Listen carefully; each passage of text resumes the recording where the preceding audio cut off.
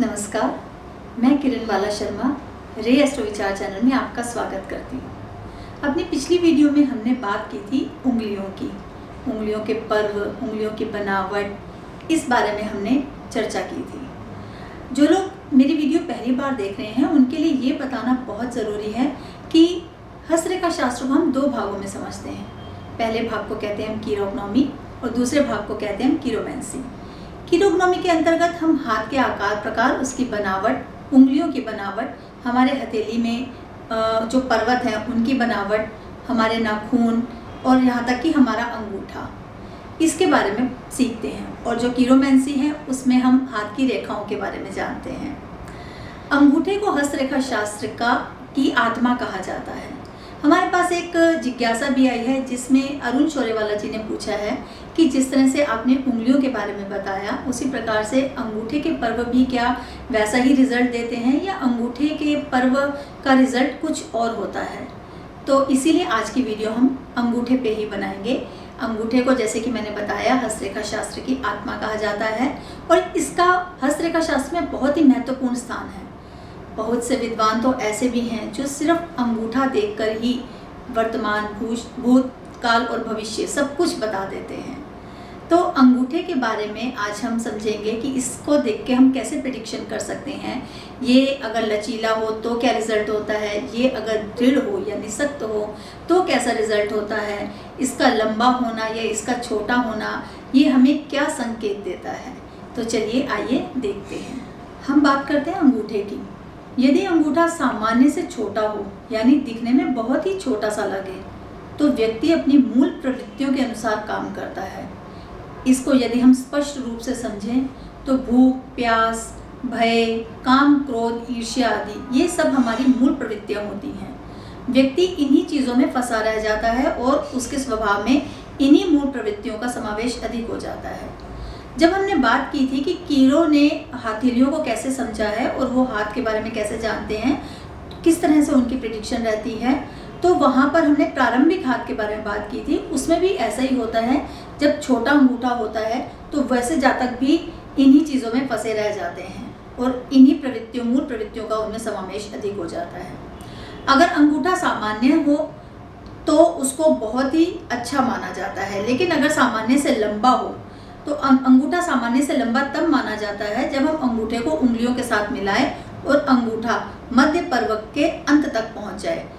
ऐसे व्यक्तियों को सत्ता की चाह होती है। अब वो सत्ता चाहे घर तक सीमित होकर रह जाए या फिर समाज तक हो या फिर राजनीति में जाकर हो, तो ऐसे व्यक्तियों को सत्ता की चाह जरूर रहती है।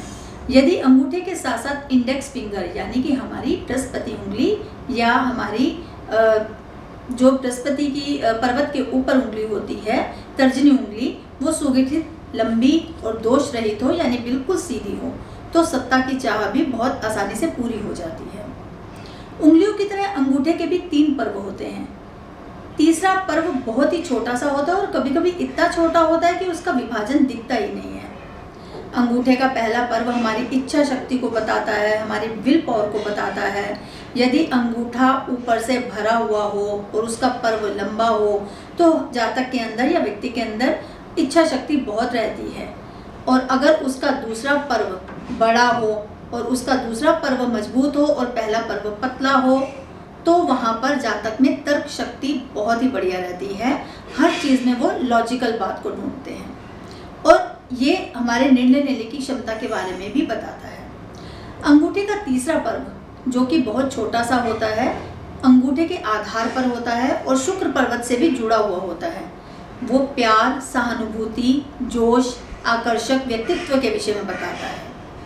अब बात करते हैं अंगूठे का दृढ़ होना या लचीला होना। यहाँ स्क्रीन पे आप ABC और 3 प्रकार के अंगूठे देख रहे हैं।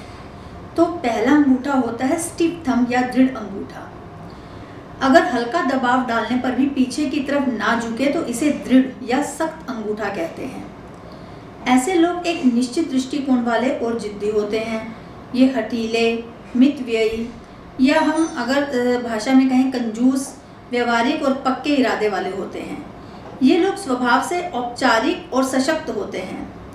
दृढ़ अंगूठे वाले अपने परिचितों के बीच जिद्दी और हठीले माने जाते हैं। ये लोग सचेत, चौकन्ने और मितभाषी होते हैं।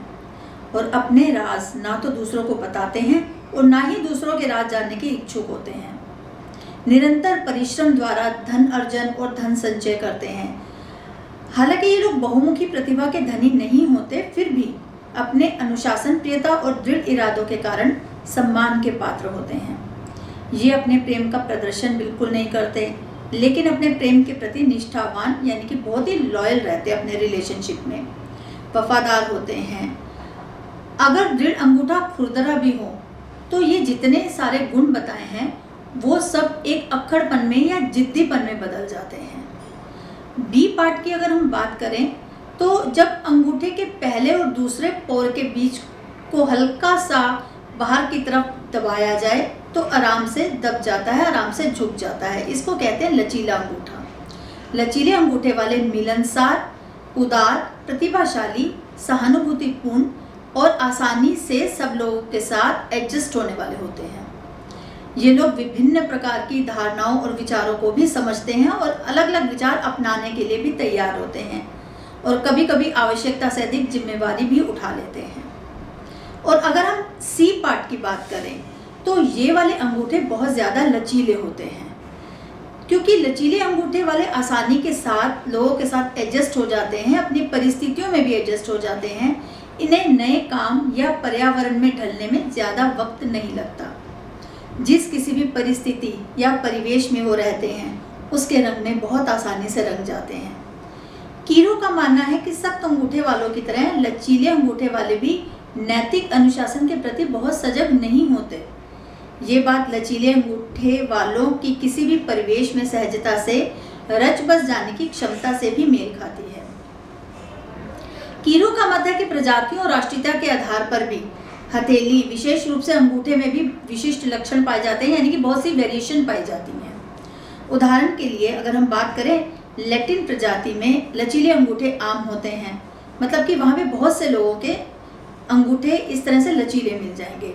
जबकि हम नॉर्थ यूरोप की बात करें तो वहाँ पे सख्त अंगूठे ज़्यादा मिलते हैं। नॉर्वे, जर्मनी, इंग्लैंड, स्कॉटलैंड और डेनमार्क में सख्त अंगूठे ज़्यादा पाए जाते हैं और आयरलैंड, फ्रांस, स्पेन और इटली के लोगों में लचीले अंगूठे आसानी से देखे जा सकते हैं।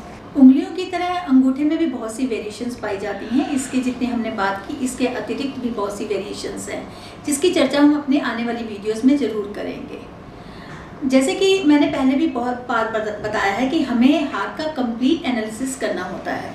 केवल एक चीज़ के आधार पर हम किसी को रिजल्ट नहीं बता सकते।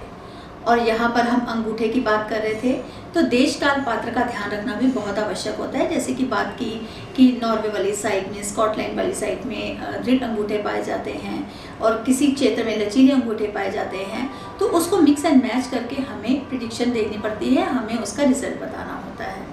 तो इसलिए कंप्लीट एनालिसिस देखना बहुत ज़्यादा ज़रूरी है। आपको ये हमारी वीडियो कैसी लगी इसके लिए ज़रूर कमेंट कीजिएगा और लाइक एंड सब्सक्राइब करना मत भूलिएगा। जय श्री सीताराम।